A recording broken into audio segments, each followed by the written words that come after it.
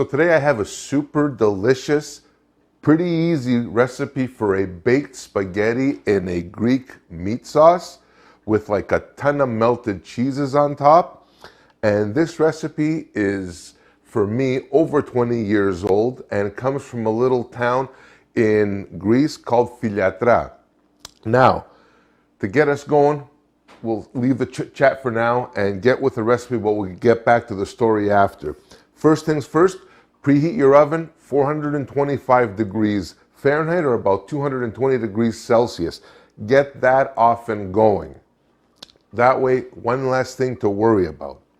The next thing, fire up our burner here. And what I'm going to do for this recipe is I'm using about 200 or so grams of lean ground beef, about half a pound, give or take. So, just going to take about 3 or 4 good tablespoons of my Greek extra virgin olive oil. So, in will go my ground beef here. The next thing, we're going to chop up an onion along with the story. The recipe costs nothing. The story is like $1 million because it takes me back so many years. Here's the thing. In Greece, in southwestern Peloponnesos, in Messinia, there's a little coastal town called Filiatra. And every summer, back then anyway, the place isn't there anymore, there was a little restaurant called Remezzo on the platea, or the main square of Filiatra. And we'd be there, and their main dish that they were known for was this baked spaghetti. Now, the thing is, imagine, it's like 35 or 40 degrees Celsius, it's like July or August in Greece. You know, you're hunched over eating this like this hot plate of pasta with melted cheese. I'm sitting there, I'm sweating like a hooker in church. It's crazy. It's that good. And that's my story. So, I'm just going to, real quick, just chop up this onion. Any kind of chopness you want, doesn't matter. Just watch your fingers. And same deal goes with most of my recipes. You don't have to sit there and do any mad ninja knife skills. Just chop up the onion. You can do coarse or fine, doesn't really matter. Now, I'm going to take a little bit of salt, a little bit of fresh cracked black pepper will go in here. The next phase of this, before I even put my onions, I'm going to take here, in this little container, I've got half a teaspoon of cinnamon, half a teaspoon of cumin, and 1 clove. And it's going to go in there just like that. Here's the thing. Why do I put this in there now? The heat from the pan will start releasing the oils, the flavors of these spices. And it's going to bring it up a little bit more in terms of the flavor robustness. Do this trick as well if you've been, if your spices are a little on the older side, not as fresh. Before anything else, add them dry, and it'll just bring them back to life again. So that's pretty cool. Oh, a bay leaf. Again, same deal. Once the bay leaf hits the heat, it'll start releasing its flavors. Now, we can go ahead and start slowly adding our onion. Along with this, I'm just going to smash one. Oh, I always shit in the way of everything, and you can't see anything. All right, so here, I'm just going to cut up a 1 clove of garlic. That's going to go in there. And just keep giving this a stir. The next thing to go in here is 12 ounces or about 1.5 cups of crushed tomatoes. And that's all you need for this. Along with maybe a cup of water, give or take. You don't want anything too runny, but you want a looser sauce for this. So that's going to go in pretty much just like that, and let that cook down. The smell in here is already taking me back to Filiatra. And in case I haven't said enough, Filiatra is such a beautiful place, and what's even more beautiful are the people. Anybody or any of you that has ever been there will know exactly what I'm talking about, whether you have friends, family, whatever. They are just like the nicest people. I'm going to take a little bit of sriracha. And when I mean a little bit, I'm talking like, depending on your taste for it, about a teaspoon for this entire dish. You don't need much. You want that little bit of a background hum of spice. But if your colon feels like it bursts into flames, that's not fun, and that certainly isn't gourmet. Another little tip for pasta. When it comes to salting pasta water, add your salt right before you add your pasta. In other words, after the water boils. If your water doesn't boil and you add the salt, it's going to take you like a week for that thing to come up. So for this, I'm just using some regular just spaghetti, same deal. I'm going to do about a pound, give or take. So our pasta is well on its way to being overdone, which is perfect, exactly what we want. Our sauce is ready to go. Time to get our pasta going here. So let me just fire this off and bring it over here. Here's the thing. I'm going to incorporate everything here into one kind of pan before I put it off to bake. So let me just leave that here. Now, even if you get a little bit of water into your in your sauce, not a big deal at all. And this is like going to be something, oh geez, this is fantastic. Now this is a thinner noodle, and that's fine. That's totally good. You can use thicker if you want. You can use short. I'm just keeping it, you can use whatever you have in your pantry basically. Any kind of pasta you like, whatever you prefer is absolutely fine. All right, put our dish here, and let's just start mixing this up so it all gets incorporated evenly with our meat sauce and all that goodness. So now that we've stirred all of this goodness up, let's just take this and slowly start adding it without making the same kind of mess that I just did.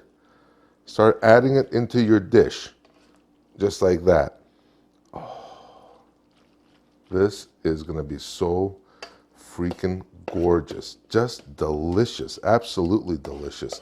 Don't forget any of that goodness. I don't wanna kind of block off your view either. So I'm just gonna add that in there just like that. Perfect. Now I gotta leave some room for the cheeses that are going to go on top now. And oh, believe me, this will be pure heaven. This next part is brought to you by Lipitor. I'm kidding, it's not. It's not. Is the cheese part on top. Here's the thing.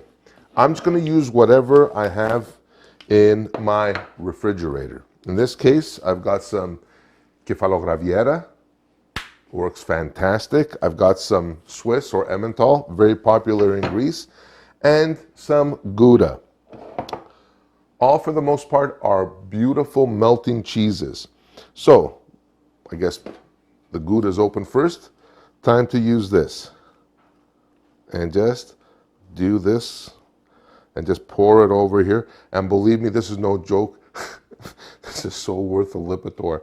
Like honestly, like I mean, if your cholesterol shoots up over this, or a food coma, it's all good. All right, so let's just grate that down just like that. Where is it here? I'm losing my Gouda. So melt this around just like this. That's perfect. Throw a dab in there. Throw chunks. It doesn't matter. It's all going to melt. We're going into a hot oven, so it's all good. So just like that, perfect. Next, I'm going to take some of my Kefalograviera. I'm going to do a thinner grate for this and just go over it. And this is where all the magic is in this. And I would also recommend, by the way, when you're baking this off, put a tray under this, because all this ooey gooey bubbly deliciousness, if it overflows, you don't want to be catching shit by anybody. You know what I mean? So let's just leave that there. And what I'm going to do is I'm just going to open up this this pack of Swiss here. And I love Swiss because it's got that certain tangy sharpness to it. And that's like really, really awesome. Now, I'm going to add some Swiss to this if I can just get the package open. There we go. Perfect. And again, use as much or as little as you like. And I'm going to go again with a thicker grate of this. And you don't need much, you just want to accent this. And let me tell you something, when this comes out of the oven, it's going to be unbelievable. So that's it. We got our 12 pounds of cheese on there. So oven's ready to go, 425 degrees Fahrenheit.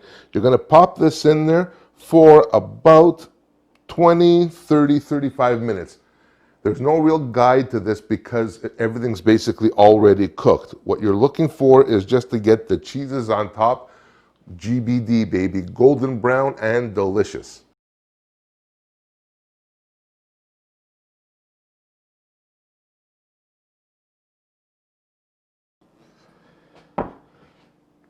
Hello, food coma. Out of the oven, maybe 15 minutes. Can't even touch this thing when it comes out of the oven. So I let it just kind of sit there and collect. It's all gooey, delicious, done to perfection. I can't wait. This is like a walk down memory lane for me, believe me. So I'm just gonna take a little bit and try this out. Gosh, this is like really, really good. You don't even need to cut this into pieces. That's not the name of the game here. The name of the game is to just get in there, enjoy it, dig in there. It's meant to be shared. It's meant to be just, oh, gosh, look at this. Look at this. This thing's been sitting here for like 15, 20 minutes and it's still steaming. Look at a little bit of that cheese. Look at that gooey cheese there. Yeah. Here we go, baby. Oh, come to Papa. A moment on the lips, a lifetime on the hips.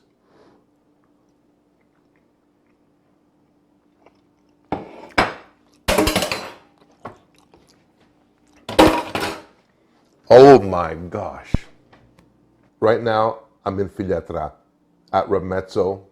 It tastes exactly the way I had it. The only difference is here, I grated a little mizithra over there. Believe me, I'll get to that part. My friends, it was my absolute pleasure sharing this recipe with you. And again, a huge, huge shout out to Filiatra, the beautiful Filiatra and the lovely people there.